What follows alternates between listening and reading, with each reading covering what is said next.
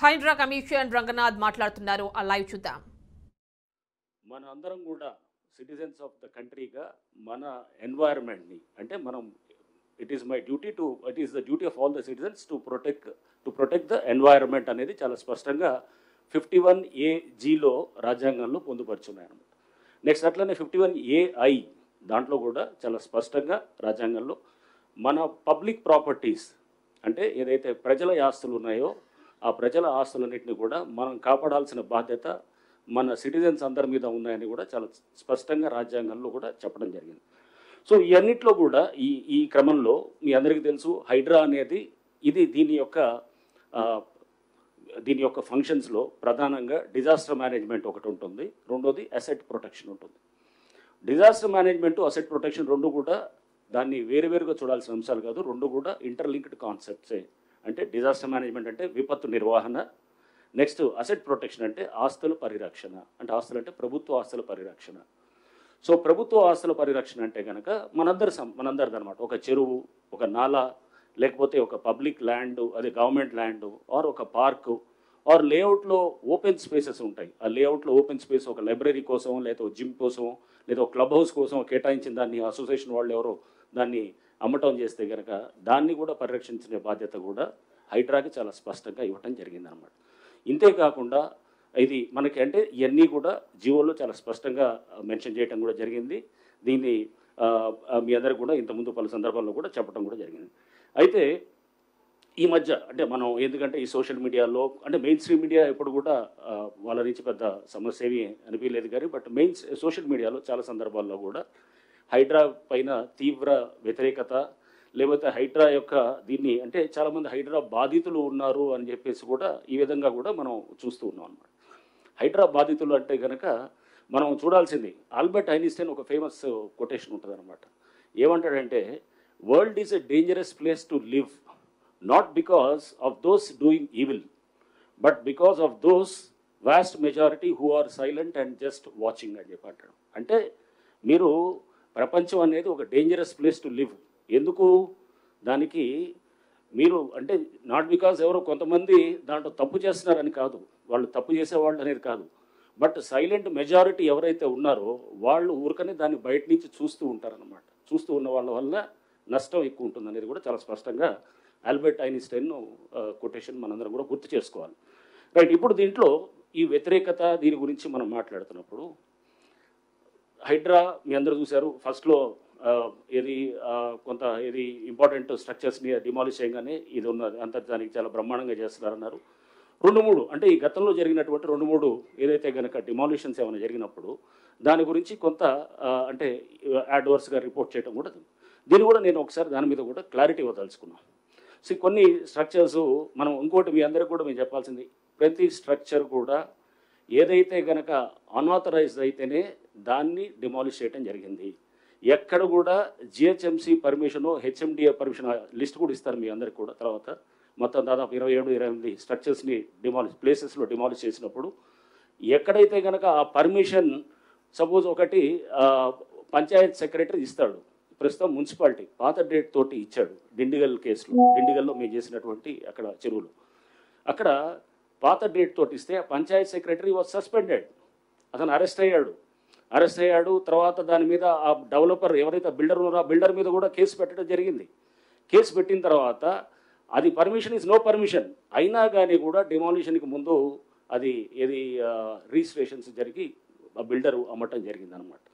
So మీకు అమీన్పూర్లో చూస్తాం, అమీన్పూర్లో మన ఈ మధ్య డిమాలిష్ చేసినప్పుడు అమీన్పూర్లో పెద్ద ఎత్తున కూడా గవర్నమెంట్ ల్యాండ్ అన్యాక్రాంతం అవుతుంది, వేలాది ఎకరాలు అనమాట. ప్రతి వాళ్ళు వేరే సర్వే నెంబర్ తీసుకొని వచ్చేసి ఈ సర్వే నెంబర్ వీళ్ళు ఉన్న సర్వే నెంబర్ ఏమో వేరుంటుంది, వేరే నెంబర్ ఏమో అదేదో ప్రైవేట్ ల్యాండ్ చూపిస్తారు, కట్టేదేమో ప్రభుత్వ ల్యాండు. వేలాది ఎకరాలు అక్కడ మొత్తం అన్యాక్రాంతం ఆక్రమించుకోవడం జరుగుతుంది. అక్కడ స్థానికంగా పలుకుబడి ఉన్నవాళ్ళు అది అన్ని విధాలుగా కూడా దాన్ని సిస్టమ్స్ని మేనేజ్ చేసుకుంటూ చేస్తున్న దాంట్లో వాటిల్ని కూడా మేము డిమాలిష్ చేసేది. సో ఉదాహరణకి ఒక హాస్పిటల్ మన డిమాలిష్ చేసినటువంటి హాస్పిటల్ మీరు చూస్తే కనుక పోయిన సంవత్సరం అది ఆల్రెడీ ఒకసారి డిమాలిష్ అయిన తర్వాత ఫస్ట్ ఫ్లోర్ దాకా కడితే మళ్ళా కట్టడం మొదలెడితే స్లాబ్స్ అయినా ఆపకుండా మళ్ళీ 3వ సారి కూడా వాళ్ళు చేసినప్పుడు దానికి ఇది పవర్ కనెక్షన్, అది కరెంట్ కనెక్షన్ డిస్కనెక్ట్ చేయమని చెప్పి కూడా రాసిన తర్వాత వాళ్ళు కోర్టుకు వెళ్ళి మళ్ళీ తీసుకొని వచ్చేసి మొన్న డిమాలిష్ చేసామన్నమాట. దాంట్లో ఎటువంటి హాస్పిటల్ ఏమీ లేదు. ముందు రోజు మేము వెళ్ళి చేసినప్పుడు అక్కడ హాస్పిటల్ లేదు, ఏమీ లేదు. అవన్నీ కూడా వీడియో రికార్డు కూడా చేయటం జరిగింది. అక్కడ బయటికి అది దాన్ని ఒక హాస్పిటల్లో దాంట్లో పేషెంట్స్ ఉన్నారనే విధంగా దాన్ని బయటికి ప్రొజెక్ట్ చేస్తూ దాని వెనకాల మీ అందరూ కూడా మీరు చూడాల్సింది ఏంటంటే ఇవన్నీ చేసేది మామూలు వాడు చేయడు. సామాన్య మధ్యతరగతి వాడు, ఒక పేదవాడు ఎవడు కూడా ఇట్లాంటివి చేయడు. ఇది చేసేది అక్కడ వెనకాల ఉండేవాడు బలవంతుడే అక్కడ చేయగలుగుతాడు అనమాట. అది చేసి అతను ఏదైనా కానీ నేను మేనేజ్ చేసుకోగలుగుతాను, అన్ని వ్యవస్థలు నా చేతిలో ఉన్నాయన్నట్టు ఒక ధైర్యం ధీమాతుడు చేస్తుంటే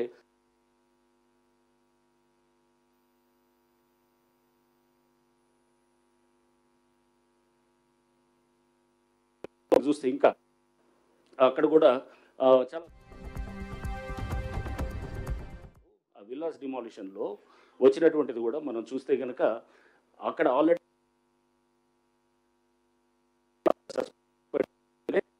అవన్నీ కూడా గవర్నమెంట్ ల్యాండ్లో పర్మిషన్స్ ఇచ్చినారని చెప్పేసి కూడా సస్పెండ్ అయ్యాడు. సస్పెండ్ అయిన తర్వాత రిజిస్ట్రేషన్ కూడా ఆపాలని చెప్పి కలెక్టర్ రాస్తే రిజిస్ట్రేషన్స్ కూడా ఆపేశారు. ఆ బిల్డర్ అక్కడ ఉన్నటువంటి అతను మాధవ్ రెడ్డి ఏదో ఉన్నది, అతను ఇంకో కోటేశ్వరరావు అని చెప్పేసి వాళ్ళు కొంతమంది వీళ్ళ వెనకాల అక్కడ లోకల్గా అక్కడ ఉన్నటువంటి ఒక పొలిటికల్గా ఉండే అతను వీళ్ళందరూ కలిసి మళ్ళీ కోర్టుకు వెళ్ళి రిజిస్ట్రేషన్స్ని అది వెంటనే మళ్ళీ చేసేటట్టు చేస్తే ఒకవేళ రిజిస్ట్రేషన్స్ ఉంటే కనుక బహుశా కొంత ఆగుండేదేమో, అంటే తెలిసేది పబ్లిక్కి. బట్ ఆ రిజిస్ట్రేషన్స్ చేయాలనేటటువంటి విధంగా వాళ్ళు మళ్ళీ ఒక ఆర్డర్ తీసుకొని రావడంతో కొంత అక్కడ రిజిస్ట్రేషన్లో జరగటం.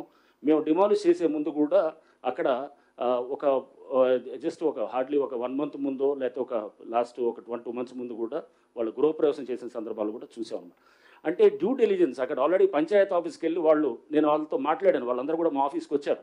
ఎవరైతే కనుక నష్టపోయిన వాళ్ళు ఉన్నారో వాళ్ళు వచ్చినప్పుడు వాళ్ళు చెప్పింది కూడా విని ఆశ్చర్యపోయాను. అంటే వాళ్ళు అమాయకంగా వాళ్ళు ఏంటంటే అక్కడ ఎటువంటి డ్యూ డెలిజెన్స్ చేయట్లేదు. ఒక పంచాయతీ ఆఫీస్కి వెళ్ళి కనుక్కుంటే తెలిసిపోతుంది. ఇది ఆల్రెడీ ఇక్కడ గతంలో ఇక్కడ ఇది పర్టికులర్ కొన్ని అరెస్ట్ అయ్యారు, లేకపోతే సస్పెండ్ అయ్యారు, లేకపోతే ఇక్కడ పర్మిషన్స్ క్యాన్సిల్ చేశారు, దీనికి పర్మిషన్స్ లేవు అని చెప్పిన తర్వాత కూడా వాళ్ళు అంటే దాని ప్రయత్నం కూడా చేయలేదు. తర్వాత వాళ్ళు రిజిస్ట్రేషన్ అయ్యి డబ్బు ఇచ్చిన తర్వాత తెలిసినట్టు వాళ్ళు కొంతమంది మా దగ్గర వాపటం కూడా జరిగిందనమాట.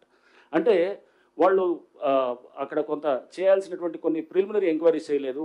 బ్యాంకర్స్లో కూడా యాక్చువల్గా అక్కడ చేయాల్సినటువంటి వాళ్ళు బ్యాంకుల్లో వాళ్ళ ఫీల్డ్ వెరిఫికేషన్ టీమ్స్ ఉంటాయి. ఒక బ్యాంక్ లోన్ ఇవ్వాలంటే కనుక ఫీల్డ్ వెరిఫికేషన్ టీం ఉండాలి. ఆ ఫీల్డ్ వెరిఫికేషన్ టీం కూడా తెలిసిపోతుంది. ఇప్పుడు నిన్న నాకు చెప్తున్నారు ఏది భువన్ అని చెప్పేసి మన ఎన్ఆర్ఎస్సి పోర్టల్లోకి వెళ్తే కనుక మనకి ఏ సర్వే నెంబర్లు ఉన్నా కూడా మనకు తెలిసిపోతుంది అన్నమాట. మీరు ఒకసారి వెళ్ళి మీ సర్వే నెంబర్ కట్టింది ఒక సర్వే నెంబరు, చూపించేది ఇంకో సర్వే నెంబర్ అన్నప్పుడు అక్కడికి వెళ్ళి నిల్చొని మనం చూసుకుంటే కనుక అక్కడ అసలు సర్వే నెంబర్ ఇదా కాదా అనేది కూడా చెక్ చేసుకోవచ్చు. లేకపోతే మినిమం అక్కడ ఒక ఆఫీసులు 2-3 ఆఫీసులు, ఎందుకంటే అక్కడ వ్యవస్థ అక్కడ యాక్ట్ చేస్తూ వాళ్ళని సస్పెండ్ చేసి వాళ్ళ మీద యాక్షన్ చేసి పర్మిషన్స్ క్యాన్సిల్ చేసిన తర్వాత కూడా అయినా కానీ కూడా అక్కడ వాళ్ళు పర్మిషన్స్ క్యాన్సిల్ చేసిన తర్వాత పంచాయతీలు పర్మిషన్స్ ఉదాహరణకి ఇది అమీన్పూర్